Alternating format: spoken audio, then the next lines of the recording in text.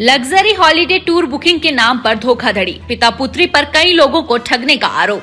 गुड़गांव निवासी आरोपी संदीप चौधरी और उसकी बेटी मलिका चौधरी कपूर के खिलाफ साउथ दिल्ली के नेपसराय पुलिस स्टेशन में व्यवसायी विकास त्रेहन की ओर से शिकायत दर्ज कराई गई है। शिकायतकर्ता ने दावा किया है कि आरोपी पिता पुत्री एक पोंजी स्कीम की तरह फर्जी ट्रैवल कंपनी को चला रहे हैं, जिसमें जाली दस्तावेज, नकली होटल कंफर्मेशन कार्ड और फर्जी फ्लाइट टिकट के जरिए कस्टमर्स के साथ धोखाधड़ी की जा रही थी। इस मामले में कई और शिकायतकर्ता भी सामने आए हैं। देश की राष्ट्रीय राजधानी में एक बड़े ट्रैवल फ्रॉड का मामला सामने आया है।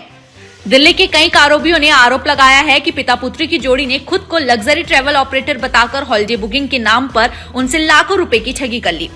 गुड़गांव निवासी आरोपी संदीप चौधरी और उसकी बेटी मलिका चौधरी कपूर पर अपनी फर्मो द वॉइस इम्पैक्ट और द वॉइस टूर्स के जरिए कथित तौर पर बड़े घोटाले को अंजाम देने का आरोप है, जिसकी जांच चल रही है। इस संबंध में साउथ दिल्ली के नेपसराय पुलिस स्टेशन में व्यवसायी विकास त्रेहन की ओर से शिकायत दर्ज कराई गई है।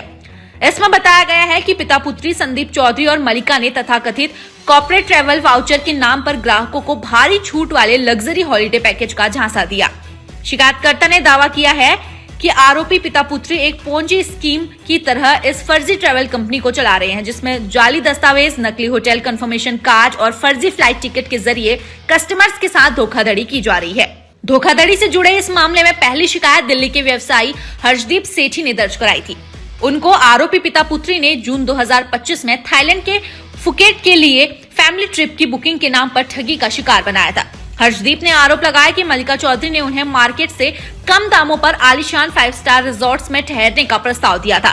पूरा भुगतान करने के बाद हर्षदीप को करथानी फुकेट बीच रिसोर्ट का एक वाउचर मिला, जिसकी शुरुआत में होटल ने पुष्टि की कि वह वैध है। हालांकि कुछ दिनों बाद बुकिंग अचानक रद्द कर दी गई और ऑपरेटरों को किए गए कॉल का कोई जवाब नहीं मिला। बाद में सेठी को पता चला कि ये दस्तावेज जाली थे। इसके बाद इस प्रकार की धोखाधड़ी के और भी पीड़ित सामने आए। दिल्ली के एक अन्य व्यवसायी अर्श पहरी ने आरोप लगाया कि जापान का हॉलिडे पैकेज बुक करते समय उनके साथ भी इसी तरह की धोखाधड़ी हुई। उनका भुगतान स्वीकार कर लिया गया, लेकिन होटल में बुकिंग नहीं हुई। एक और गंभीर मामले में जयपुर के एक व्यवसायी को हवाई अड्डे पर पता चला कि उनके टिकट नकली थे, जिसके बाद वह हंगरी में फंस गए।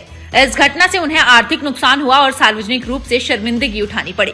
वहीं कश्मीर के एक उद्यमी ने बताया कि उन्होंने वियतनाम में अपने परिवार के साथ छुट्टियां बिताने के लिए पूरा भुगतान कर दिया था, लेकिन संदीप चौधरी के वकील ने उन्हें यात्रा के एक दिन पहले ट्रिप कैंसिल होने की सूचना दी। इसके बाद मलिका चौधरी ने उनसे भी संपर्क तोड़ दिए।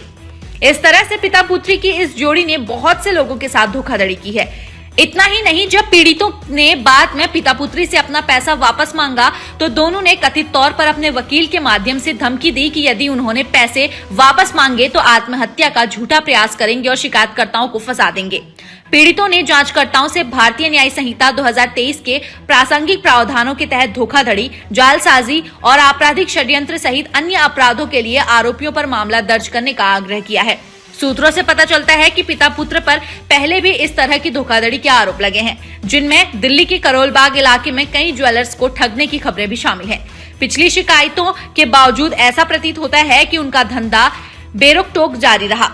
कथित तौर पर आगामी दिसंबर और जनवरी की कई ट्रिप उनकी फर्मों के माध्यम से बुक है, जिसको लेकर कस्टमर चिंतित है। सूत्रों के अनुसार 15 से ज्यादा पीड़ित वर्तमान में चौधरी पिता पुत्र के खिलाफ नई शिकायतें दर्ज कराने और दिल्ली पुलिस आयुक्त को एक अभ्यावेदन देने के तैयारी कर रहे हैं, जिससे इस बात का संकेत मिलता है कि शुरू में लगाए गए अनुमान से ये कहीं अधिक बड़ी धोखाधड़ी का मामला हो सकता है।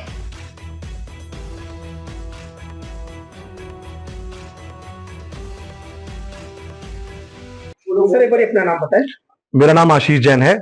क्या हुआ आपके साथ, किसने फ्रॉड किया? क्या नाम ढूंढा? मैं गुड़गांव का रहने वाला हूं। मुझे मार्च के महीने में संदीप चौधरी, मल्लिका चौधरी और तराना चौधरी ने अप्रोच किया, जिन्होंने मेरी इंफॉर्मेशन किसी बहुत बड़ी कंपनी जिसके साथ मैं काम करता हूं वहां से निकाली, बिकॉज मल्लिका उस कंपनी में पहले जॉब करती थी।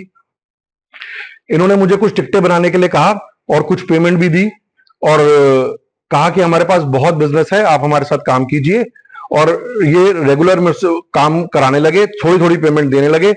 जैसे जैसे विश्वास ये मेरा जीतते गए, उसके बाद जब वो पेमेंट ड्यू हो गई, इन्होंने मेरे को मेरा 70 लाख रुपए पेमेंट ड्यू हो गई, तो इन्होंने मेरा फोन उठाना बंद कर दिया और मेरे को धमकियां दी कि हम आप सुसाइड कर लेंगे, आपका नाम लिख देंगे और आपके ऊपर इल्जाम लगाएंगे। हमारे बहुत बड़े पॉलिटिकल कनेक्शंस हैं। ये फिर मुझे आगे जाके मैंने इनकी पुलिस में कंप्लेंट करी, जहां ये एफआईआर दर्ज है आनंद विहार थाने में।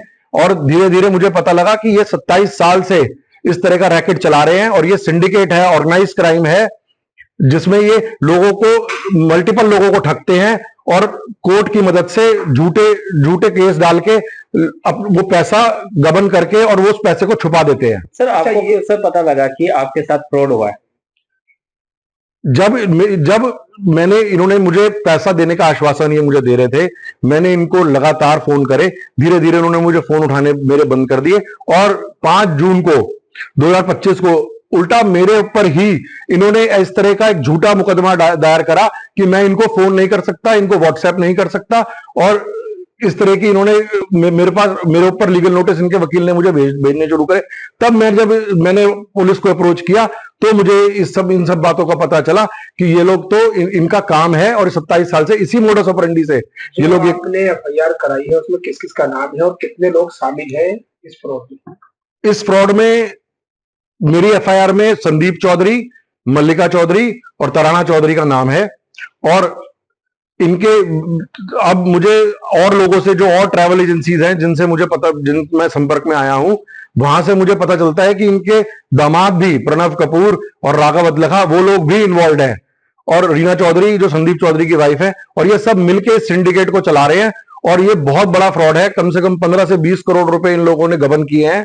कितनी एफआईआर अब तक हो चुकी है इनके ऊपर? 2 एफआईआर ऑलरेडी हो चुकी हैं और कम से कम 10 से ज्यादा मामले ऑलरेडी विभिन्न पुलिस थानों में कंप्लेंट दर्ज हैं, जिसके ऊपर पुलिस इन्वेस्टिगेशन कर रही है। क्या इन सभी लोगों को आप जानते हैं? इन सभी लोगों को मैं नहीं जानता हूं, बट कुछ लोगों के नंबर मेरे को मिले हैं और उन लोगों ने भी अपनी व्यथा मेरे को बताई। तो मुझे पता लगा कि ये तो कम 100 से ज्यादा लोगों को इन लोगों ने ठगा है। तो अभी पुलिस क्या कार्रवाई कर रही है और आप पुलिस से मिले तो क्या जवाब? पुलिस इन लोगों को बुला रही है, बट ये लोग आते नहीं है। कोई कागज इन्होंने जमा नहीं कराया है और ये पुलिस के साथ बिल्कुल कोऑपरेट नहीं कर रहे हैं और ये भागने की तैयारी अलग कर रहे हैं। ये और इनका जो संदीप चौधरी का भाई है विजय चौधरी, वो ऑलरेडी पीओ है। इसी तरह की ठगी के मामलों में वो देश छोड़ के भाग चुका है और आज तक किसी का पैसा वापस नहीं मिला है। और इसी तरह की मोडस ऑपरेंडी ये लोग भी लगाएंगे, ये भी भागने की कोशिश करेंगे। और पुलिस सिर्फ इनको कागज देके बुलाती है और आते नहीं है। झूठे मेडिकल सर्टिफिकेट लगा के अपने आप को गरीब बता के ये हर बार बरी हो जाते हैं। गुड़गांव कोर्ट में मुझे पता लगा ऑलरेडी सजा सुनाई जा चुकी है संदीप चौधरी को और वो अपने आप को गरीब बता के, बूढ़ा बता के बेल पे है।